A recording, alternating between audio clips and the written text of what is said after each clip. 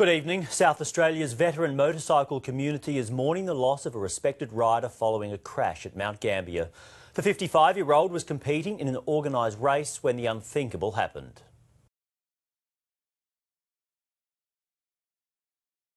Hi, I'm Paul Hurft. My name's Wayne Higgins. John was a mate of mine. Spent a lot of years together drinking beer and racing motorcycles. Knew him for quite a few years growing up in Lobethal, just as a mate basically. Yeah, and I met John when I was in my early 20s through mutual friends, and then when I worked at the Royal Adelaide, he was working there in, what was he doing, in the cancer ward before he went to do his paediatric studies. That's it, yeah. Very genuine guy, very honest sort of fella that channeled and very focused in anything he did. So he had a lot of things going in his life with his travels when he was younger. Before he'd tell us all his stories, what he did. But yeah, he was a great guy to catch up with and have a beer on a Friday night after work. We'd all knock off at a certain time and we'd all catch up and in our township there. And it was basically he was the sort of bloke you wanted to catch up with and have a chat, see what he was doing for the week.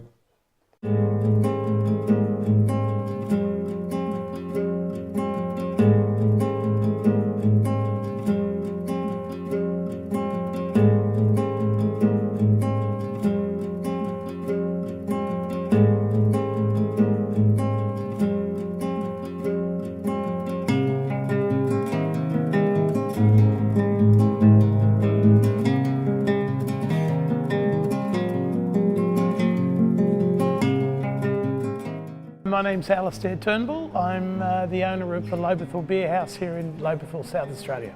I met Johnny through, he obviously was a local Lobethal resident. We used to see him from time to time in the brewery. I've also shared with him an interest in motorsport, so there was always plenty to chat about. And lovely guy. Johnny used to come in here often after he'd done the normal family duties on like a Friday or a Saturday night, quite late in the evening, and would sit with a couple of his best friends, typically Paul and Wayne, and often hours and hours of motorsport deliberation and chatting. And I would put one ear listening in because I quite enjoyed what they were talking about, and he was just genuinely really, really nice guy. My name's Andrew Edwards, my nickname's Eddie. I met Jonathan in 1966 when I migrated from Wales in the UK, and known him ever since. Too many memories of Johnny. I mean, you know, from playing in the schoolyard as primary students, you know, getting in trouble in high school together, surfing, playing sport. We actually we lived together. We bought a house together in 1986. He couldn't afford to do it by himself, so we shared the mortgage, and we had some good times there. But yeah, too many good times to sort of just pin one down. Johnny, when he first got his motorbike licence at the age of 16, 17, he had a motorbike straight away, and he was just into cars and motorbikes. He was a good mechanic, did all his own work on his bikes and his cars, and yeah, I don't actually know how he got into it, but yeah, he did at a young age. Before the race, Paul come up to me and said that John was going to try to take off in second gear because he wasn't getting good starts in first, and it looks like that's what he tried, and the bike slowed a little bit.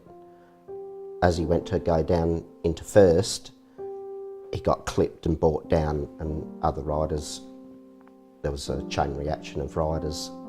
Yeah, so it was a fair, basically just it was an unfortunate thing where he could have got up, everyone could have just gone past him, he could have got up and walked away and started the next race, or they would have rerun it because it happened on the first lap, so they would have rerun that race, but unfortunately there was a lot of carnage there. It was just basically an accident that created the problem that existed, but yeah, that's all we can say.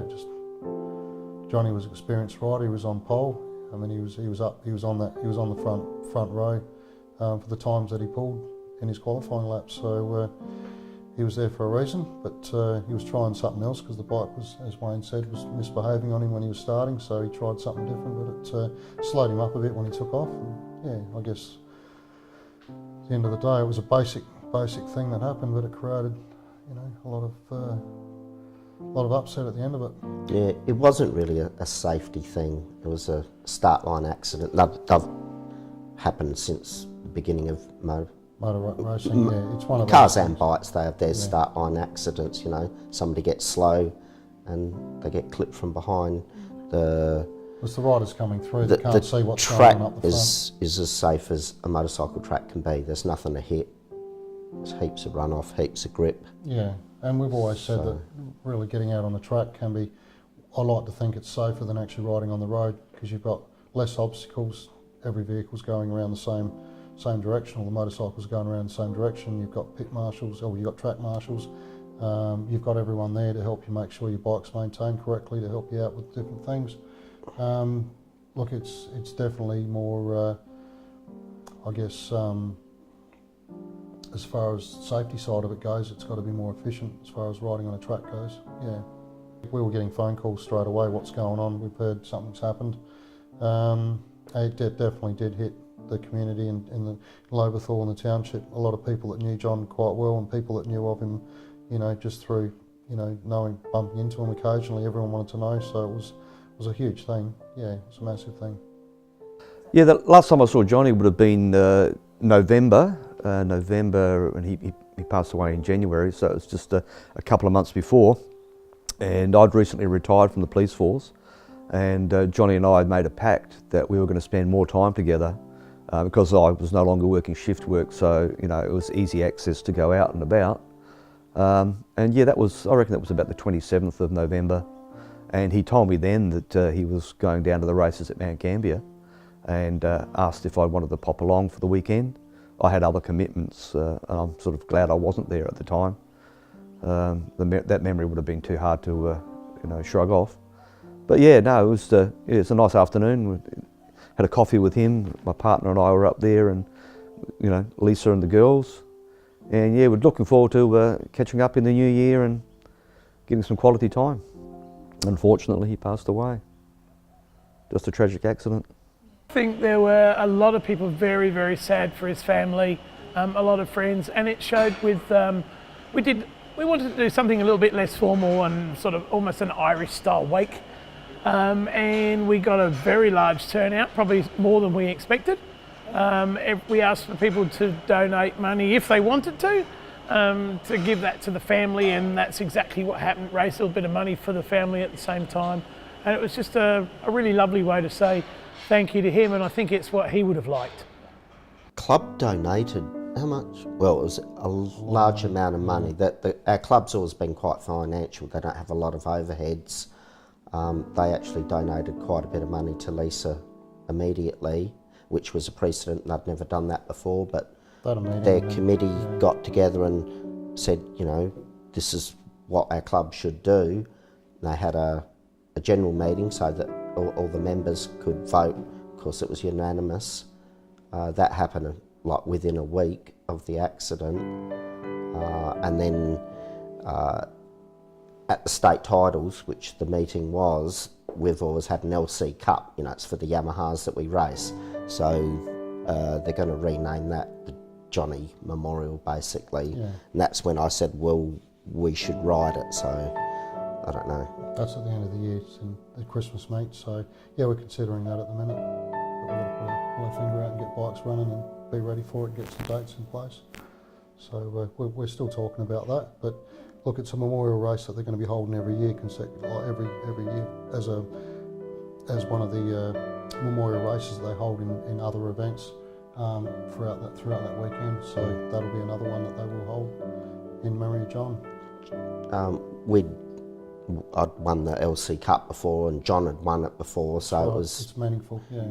Pretty important, and a lot of his mates had won it too, so it means a lot to a lot of the riders. So, and it's the category that we've all ridden in over the years, so it's a good thing that they've decided to come up with this and put it through as part of the state titles. Yeah, it's a one-off event that they hold every year, so it's a one race thing in that category. So we're looking forward to seeing that, yeah. Well, I haven't raced since, and have said that I will, but I just can't see myself doing it, to be honest. I'd send do other things. I still ride. I made sure I got on my motorcycle after the accident, but I can't see myself racing again. I just don't feel like it. If I'm going to race, I want to go hard, so I'm not going to ride around half throttle. Yeah, both of us, neither of us have gone out again since we haven't entered the track. We've talked about it a few times. We have considered it. We've got our bikes in the shed. We've got a few friends that Mine's are in the our club. passage.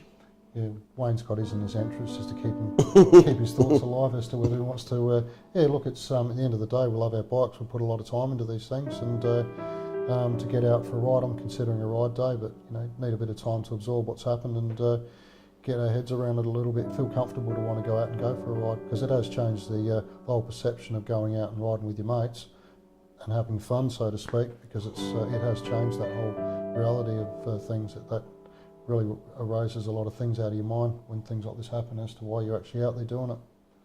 But you can't stop doing what you enjoy doing in the end of the day, and I think Jonny would appreciate us going out for a ride. I don't think he'd be the last person to tell us to not. He'd be the last person to tell us not to do it, that's for sure, with the amount of passion he had for the sport. One thing with John, being a podiatrist, he worked with a lot of doctors and all that, and it was never lost on me that two of his favourite people to be with was a fitter and turner and a painter. He could have hung around with anyone, but he liked hanging around with us guys, so We had a good we were time. quite honoured about that.